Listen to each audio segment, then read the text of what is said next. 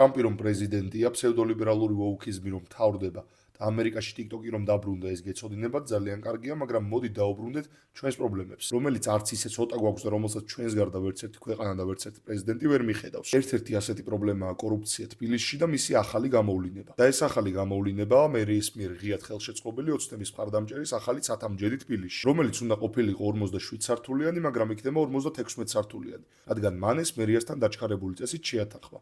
უბრალოდ კი დაალაგა. ამ შენებარე ცათამბჯენის ადგილას ადრე იყო ეს შენობა, ანუ ქვეყანაში ერთადერთი სპორტული უნივერსიტეტი, რომელიც ასევე დაჩქარებულად გაყიდეს და დაანგრიეს. ალბათ იკითხავთ, თუ რატომ მოაგვარეს ეს საქმე ასე სწრაფად.